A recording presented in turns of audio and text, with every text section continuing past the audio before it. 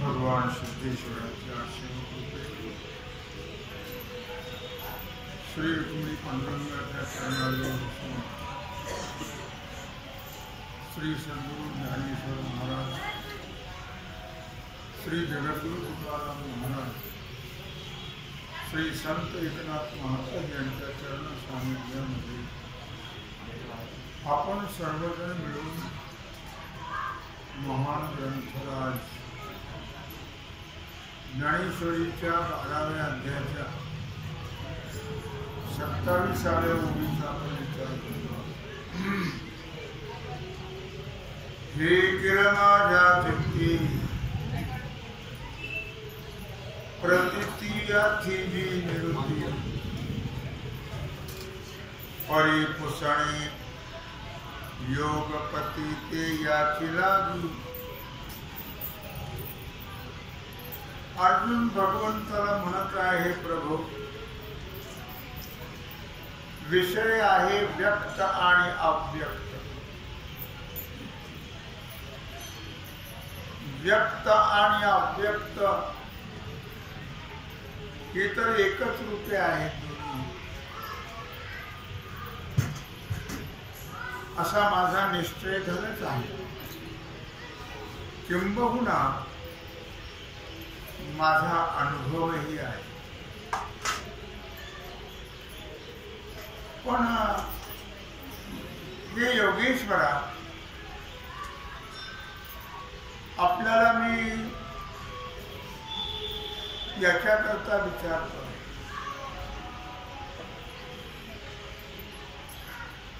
आतापर्यंत अर्जुनाने बरेचसे दृष्टांत दिले.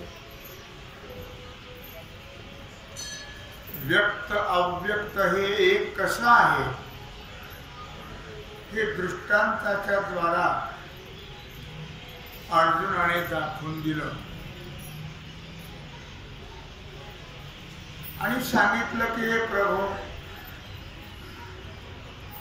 या व्यक्त आणि अव्यक्त स्थितीमध्ये किंवा या रूपाबद्दल मला कुठल्याही प्रकारचा संशय मुळीच नाही.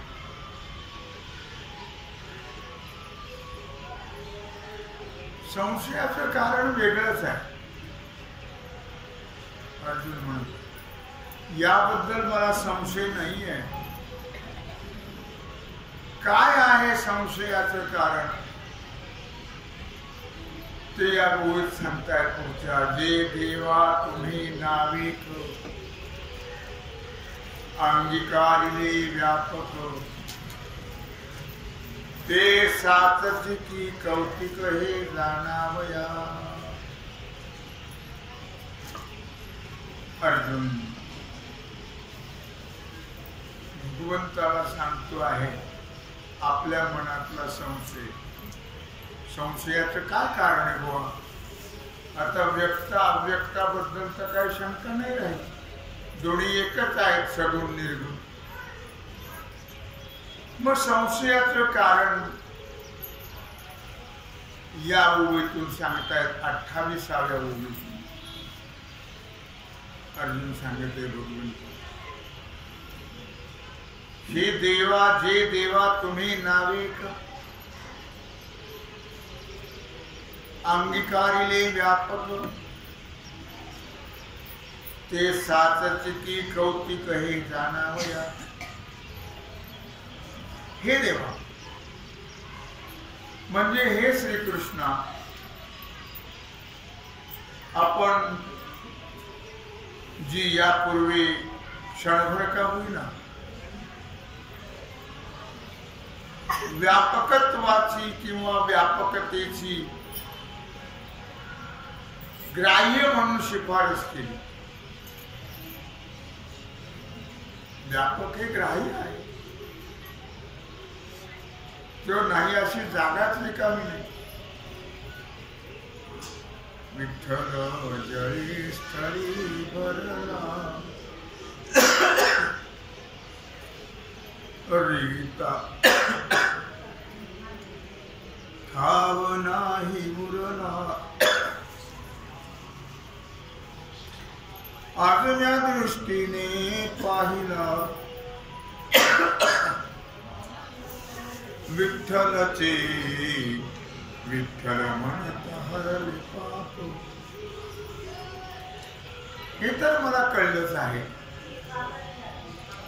आपण आपल्या व्यापकतेची शिफारस केलेलीच आहे.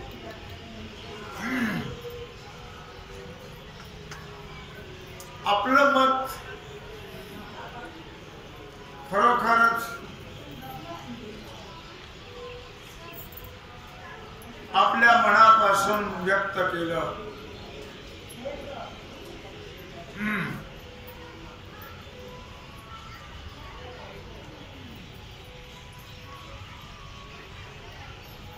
का मला वाटतं तुम्ही केलेला हा क्षणभर विनोद आहे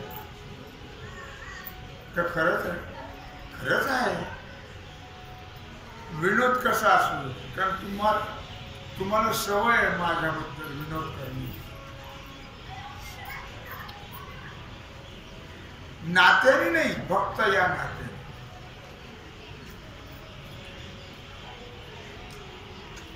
म्हणून मला समजलं नाही हो, तुम्ही हे खरंच सांगितलं का विनोद सांगितलं, विनोद केला म्हणलं.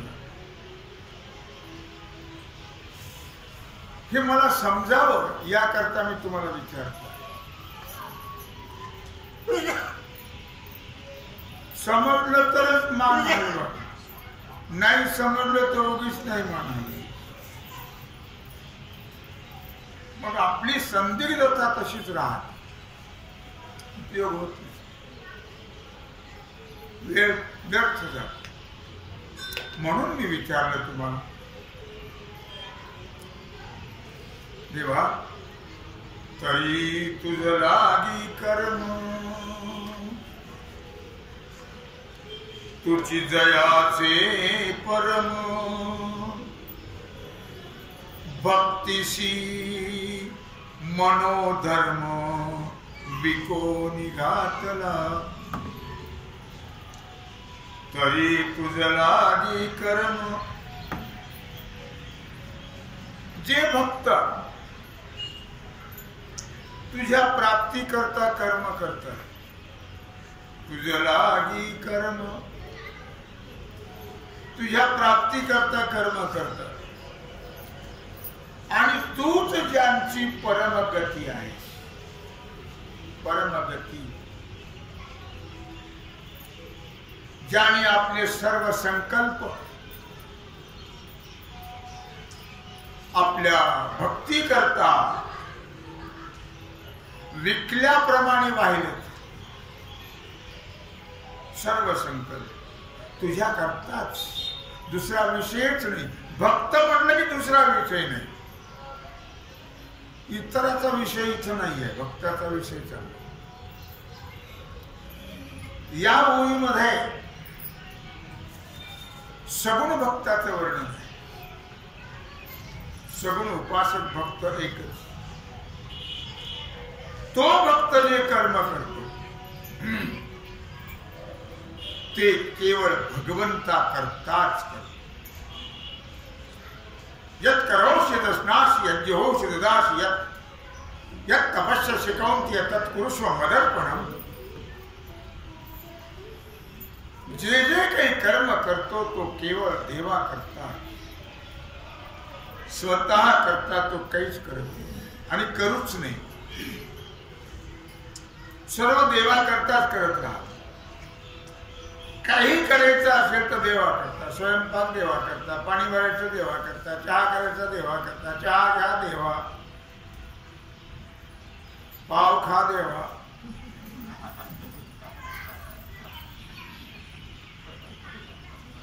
स्नानाला चला देवा, पूजेला बसा देवा, पूजा करा, सर्व काही देवा करताच करेल. महान भक्ती आहे ती लक्षात. म्हणून आपले सर्व संकल्प तो देवा करता करतो. भक्तांनी देवाला विकून टाकले आपल्याला स्वतःलाच.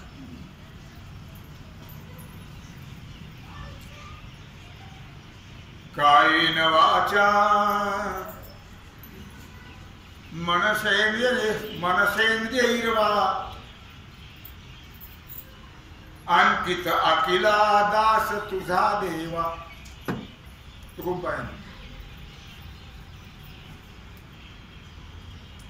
संकल्प हा जीवा तुका म्हणे. कायेन असो, वाचेन असो, मनाने असो, इंद्रियाने असो, सर्व संकल्प भगवंता करतात. मदर्थे धर्म कामार्थान आचरण मदपाश्रया लभते निश्चला भक्ती मय उद्धव सनातने. श्रीमद भागवतामध्ये 11व्या स्कंदाच्या 11व्या अध्यायामध्ये 24व्या श्लोकातून उद्धवाला सांगतात, धर्म अर्थ आणि काम. 24वी ओळी आहे 11व्या. निश्चला भक्तिमय उद्धव सनातने. म्हणजेच धर्म, अर्थ आणि काम या तिन्ही पुरुषार्थाचं सेवन माझ्या प्रित्यर्थच केलं जातं. म्हणजेच माझ्या प्राप्ती करता तो भक्त करतो. धर्म असेल, अर्थ असेल, काम असेल, माझ्या प्राप्ती करता. मला अनन्य भावाने शरण येतो. अनन्य याचा अर्थ अन्यथा त्यागो अनन्या. इतर नाही कोणाची भक्ती करेल, नाही. एक धरीला चित्ती आम्ही रखुमाईचा पती, याला अनन्य म्हणतात. अनन्य चिंतयन्तो माम ये जना पर्युपासते तेषां नित्याभियुक्तानां योगक्षेमं वहाम्यहम्. देवाला अनन्य भक्ती आवडते. रोज देवार बदलला की देव बदलला काही उपयोग होत नाही. व्यर्थ जातं आयुष्य, फुकट, काही उपयोग होत.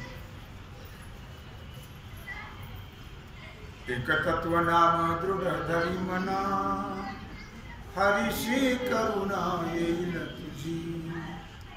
ते नाम सोपे राम कृष्ण गोविंद, वाचेसी सद्गद जपे आधी. एक तत्व, एक धरीला चित्ती, पतिव्रते दैसा भ्रतार प्रमा, आम्हा नारायण तैसा. सर्व भावे लोभ्या आवडे हे धन, आम्हा नारायण तैसा. एक तत्व, एकनिष्ठ भक्ती म्हणतात. माझ्या भक्ती करतात, माझ्या प्राप्ती करताच तो अनन्य भावाने मला शरण आहे. अनन्य, माझ्याशिवाय तो कोणाचाच आश्रय मानत नाही. पीराचा नाही, भैरवाचा नाही, मलकाचा नाही, म्हसोबाचा नाही, देवीचा नाही, कोणाचाच. एक धरीला चित्ती, एक परमात्मा. तरच मानवी देहात आल्यानंतर भक्तीचा उपयोग होतो. नाहीतर मग व्यभिचारी भक्ती म्हणतात. आणि त्या भक्तीचा उपयोग न होता आयुष्य व्यर्थ झालं. जन्म मरण संपत नाही, टळत नाही. लक्षात. अर्थात तो मलाच आश्रय मानतो. अर्जुना, उद्धवा, अशा पुरुषाला सर्व काल चिरंतन अशा माझ्या स्वरूपाच्या ठिकाणी,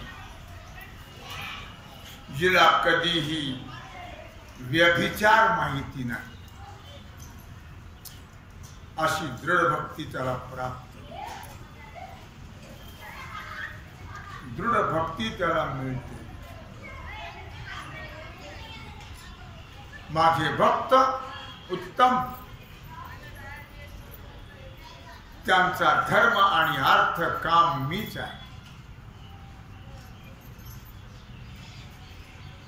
इत्यादी सर्वापरी जे भक्त तू ते हरी, बांधोनी जिव्हारी उपासिती. या पद्धतीने जे श्रीहरी प्रभो कृष्णा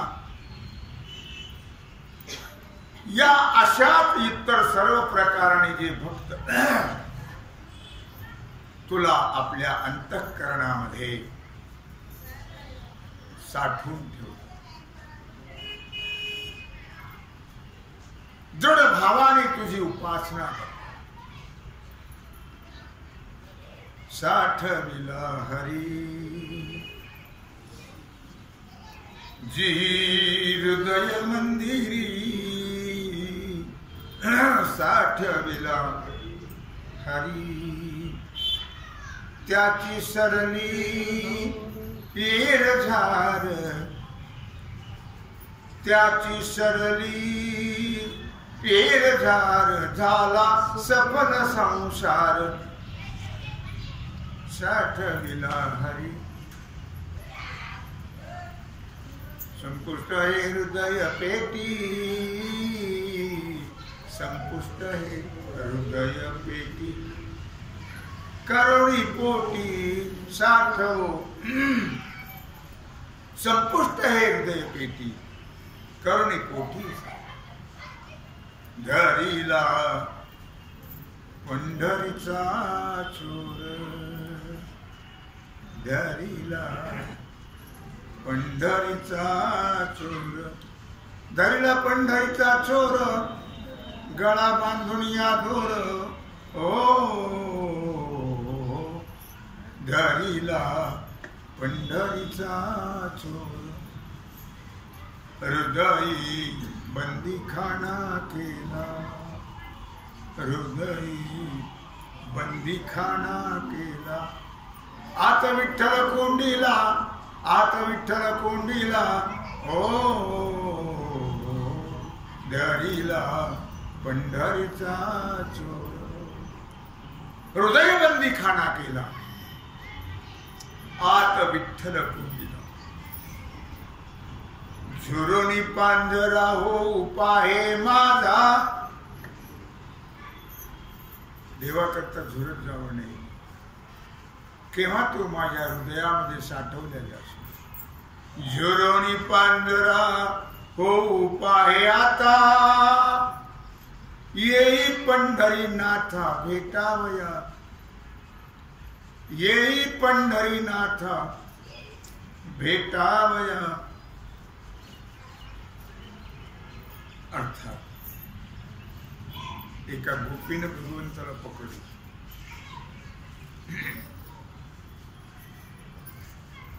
आणि नंतर ती म्हटली, आता तुला पकडलं की नाही, सोडणार नाही. लक्षात ठेव, फार वेळ मी तुला टपले होते पकडायला, पण तू काय पकडल्या जात नव्हतास. आता मात्र मी तुला पकडलं, आता सोडणार नाही. एवढ्यात भगवंताने झटका मारला. हात तिच्या हातातून सोडून घेतला, दूर जाऊन उभे राहिले.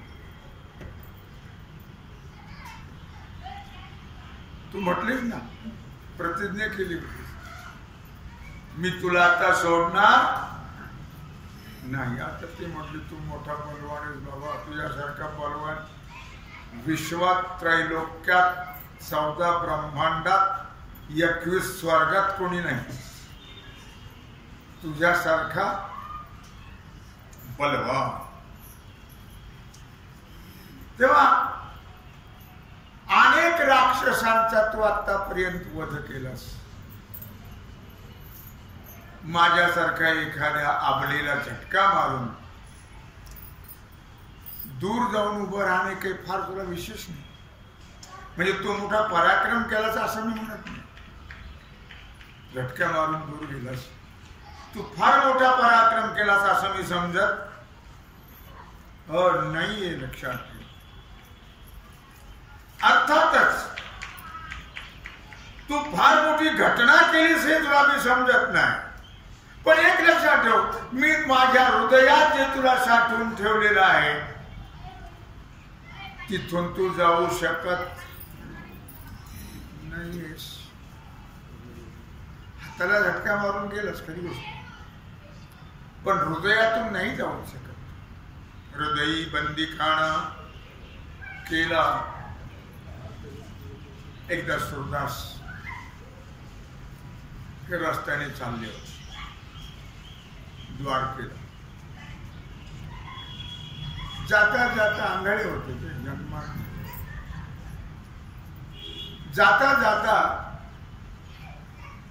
त्यांचा रस्ता चुकला आणि ते डोंगराच्या कड्या करत चालले.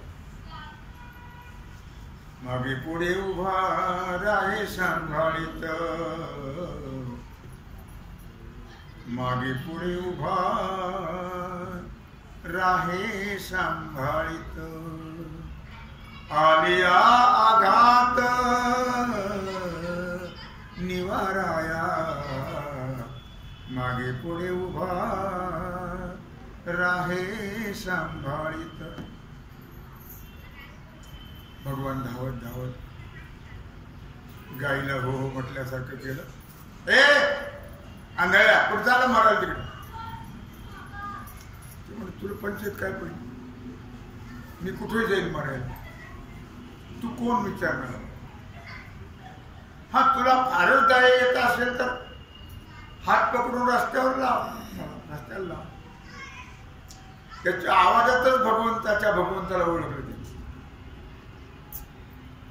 इतराला देव कळतच नाही, ओळखू येत नाही, पण भक्ताला देवाला ओळखणं फार अवघड नाही. तुला जर माझी दयाच येत असेल तर हात पकडून लाव रस्त्याला. पकडला हात. आंधळी माणसं हुशार असतात. त्याने भगवंताचा हात सोडला, आपला आपल्या हाताचा हात पकडला, रस्त्यावर नेला. हे बघ हा रस्ता चाललाय, सोड मग. ते म्हणलं सोडणार नाही. सोड ना बाबा, माझ्या गाया चालल्या. ते म्हणलं सोडणार नाही. मारला झटका आणि भगवान दूर उभे राहिले. तू म्हणलं नाही सोडणार. हो हो मी दुर्बल आहे, तू बलवान आहेस. जरी माझ्या हाताला झटका मारला असतो, पण माझ्या हृदयातून जाऊन दाखव बाहेर बाजूला, मग मी तुला शाबास म्हणेन. मी का सांगते लक्षात, की हृदयात भगवान साठवल्या जातात. तू जर माझ्या हृदयातून गेलास तरच मी तुला खरा पराक्रमी समजेल. म्हणून इत्यादी सर्वापरी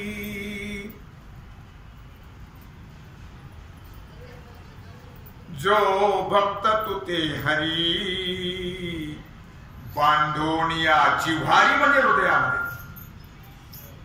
बांधोनिया जिव्हारी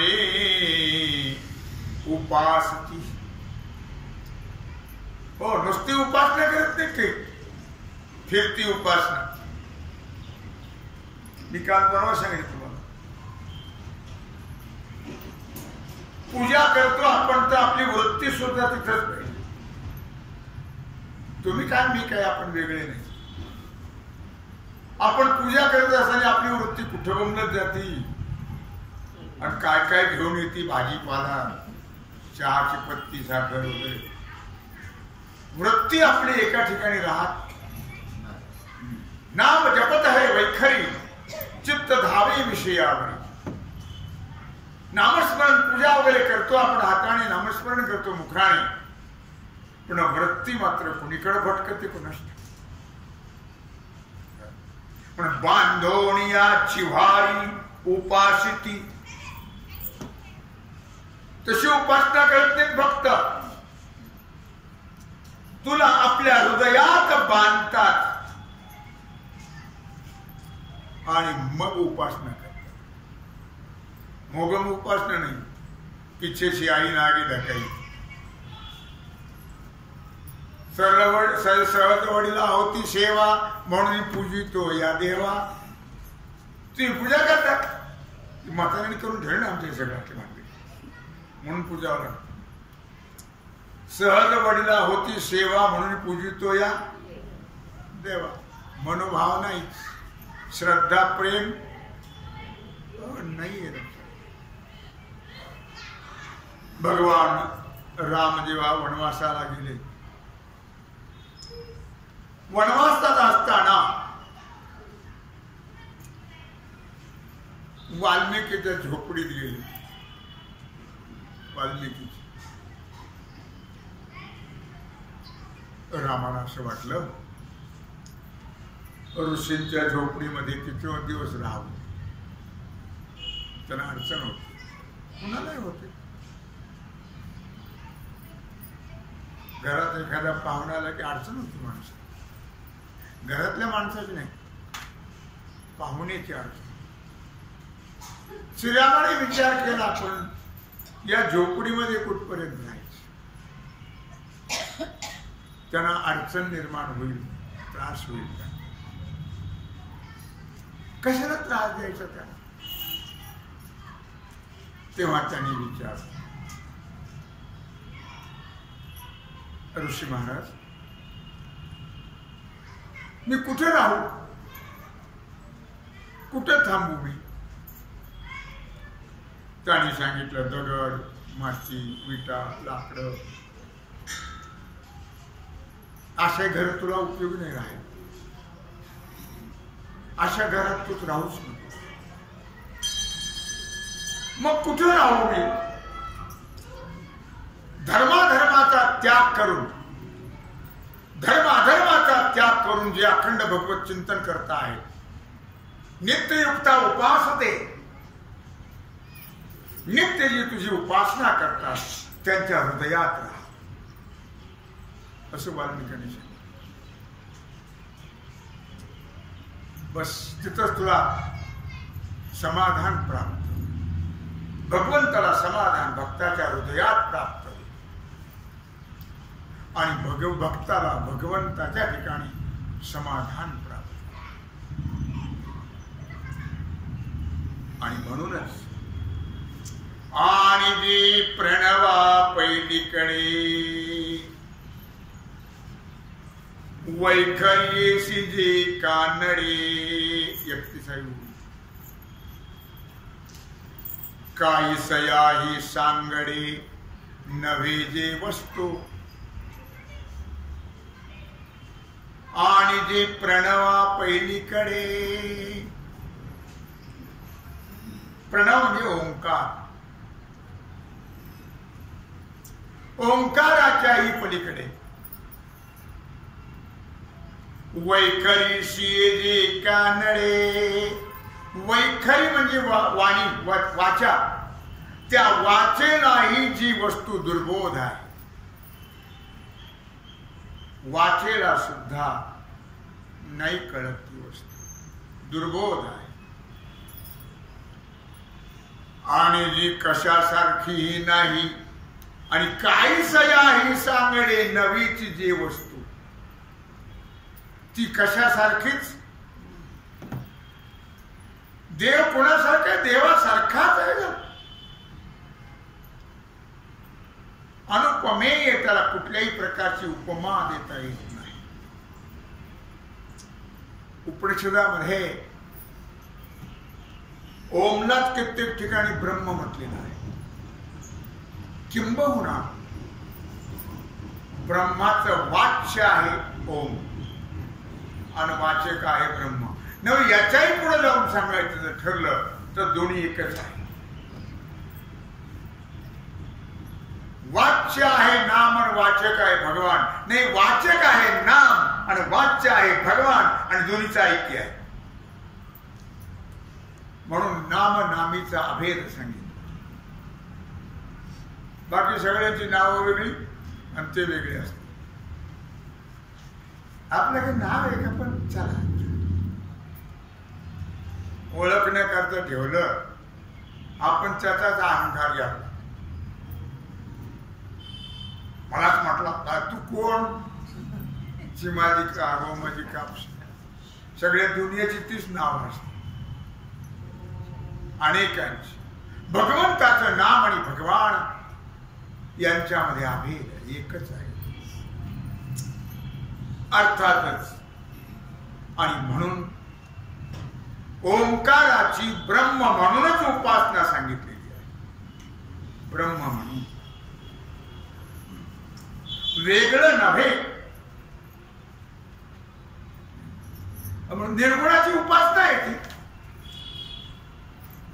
निर्गुणाचा काय जप करावा? ओम, दुसरा जप नाही. सगुणाचं कुठल्या नावाने आपण हाका मारू शकतो? राम म्हणतो, कृष्ण म्हणतो, विठ्ठल म्हणतो, शंकर, दत्त, देवी, विष्णू वगैरे त्यालाच हाका मारतो सगळं. पण सगुणाला आम्ही वेगळी वेगळी नावं दिली. अवतार परत, पण परब्रह्माला एकच नाव आहे ओम.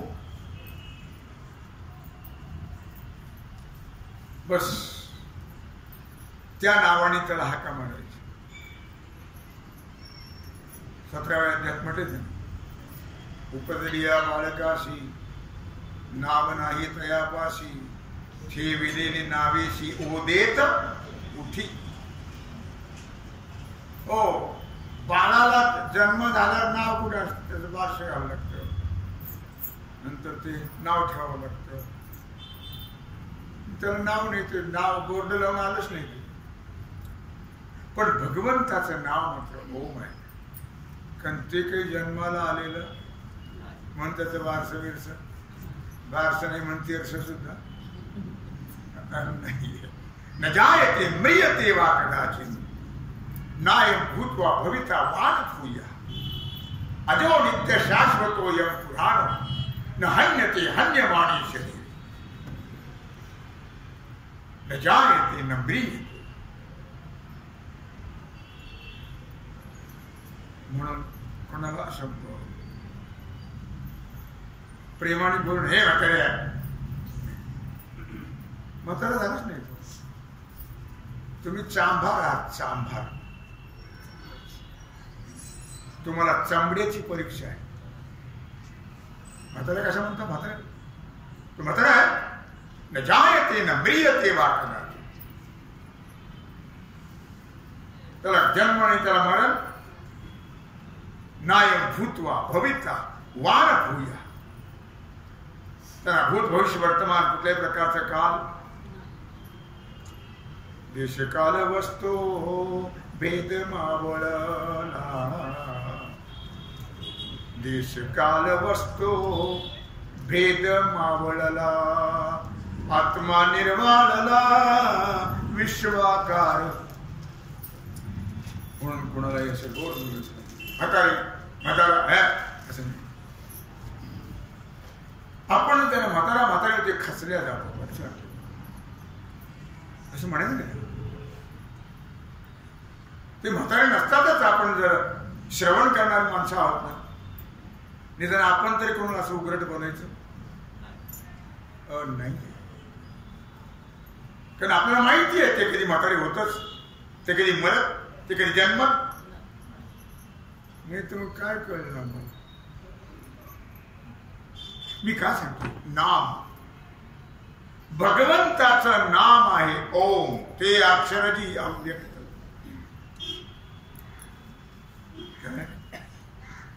निर्देश देश रहित सोहम भावे उपासित ज्ञानिये जे.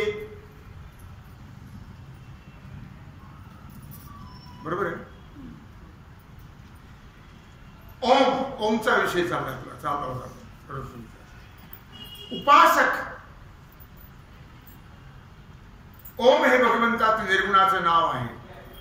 निर्गुणाची उपासना त्याद्वारा केल्या जाते. परब्रह्म वस्तूला कुठल्याही प्रकारे नाव नाही, कुठल्या प्रकारची उपमाही नाही लक्षात. म्हणून ते अक्षर जी अव्यक्त, ते अक्षर कसं आहे? ओम अक्षर हे अव्यक्त आहे. अव्यक्त म्हणजे अविनाश. त्याचा नाश कधी होत नाही. व्यक्त म्हणलं की नाश. हे सगळं व्यक्त आहे आणि परमात्मा फक्त अव्यक्त आहे. अव्यक्त निराकार नाही ज्या आकार, जेथून चराचर हरिशी भजे. अव्यक्त निराकार नाही ज्या आकार. जे अक्षर जी अव्यक्त, निर्देश देश रहित, सोहम भावे उपासित ज्ञानिये जे. या 32 पुन्हा त्याचा निर्देश करता आहे. ते अक्षर, कोणते अक्षर? अक्षर म्हणजे अविनाश. ते अक्षर, ते अक्षर आहे. ते अक्षर म्हणजे अविनाश आहे. आणि इंद्रियाला विषय न होणार आहे. हे होत आहे विषय, इंद्रियाला विषय. म्हणून तर साधू संतांनी म्हटलेलं आहे, डोळे तुम्ही घ्या रे सुख. सगुण हे इंद्रियाला विषय होतो, निर्गुण इंद्रियाला विषय होत नाही. घेई घेई माझे वाचे, गोड नाम विठोबाचे. तुम्ही डोळे घ्या रे सुख, पहा विठोबाचे मुख. तुम्ही ऐका रे कान, माझ्या विठोबाचे गुण. मना तेथे धाव घेई, राहे विठोबाचे पायी. तुका म्हणी जीवा नको सोडूया केश. परमात्मा हा अव्यक्त आहे, अविनाश आहे. त्याचं नामही ते अक्षर जी अव्यक्त, निर्देश देश रहित, इंद्रियाला विषय होणार नाही आहे. ती वस्तू दाखवताही येत नाही. कसे दाखवू तुला, घे अनुभव गुरुच्या मुला. ती वस्तू दाखवता बी येत नाही. ती मगात मी सांगितलं, देशकाल वस्तू भेद महाबळला, आत्मा निर्वाळला विश्वाकार. ज्याला देश मर्यादा नाही, ज्याला काल मर्यादा नाही, ज्याला वस्तू मर्यादा नाही. निर्देश देश रहित, देश मर्यादा नाहीये. चला पुढे चालले तुम्ही मंदिरात, मर्यादा आहे, देश मर्यादा आहे. त्याला मी मर्यादित करून ठेवलं की देश मर्यादा आहे. चला पैठणला, काल मर्यादा आहे. कालाच्या मर्यादेत बांधून ठेव. वस्तू मर्यादा, त्याला मूर्त रूपात आणून ठेवला. पण अव्यक्त परमात्मा जो आहे तो निर्देश देश रहित. त्याला देश कालाची मर्यादा, वस्तूची मर्यादा नाही. अशी ती वस्तू, आणि ती वस्तू मी आहे. सोहम, सोहम भावे उपासित ज्ञानिये जे. ज्ञानी महात्मे सोहम भावनाची उपासना करतात. कशी करतात तो भाग आणि आजची सेवा भगवत चरणी समर्पित करून राहिला जो सेवेचा भाग आहे तो आपण उद्या पुंडरीकवरदे श्री ज्ञानदेव पंढरीनाथ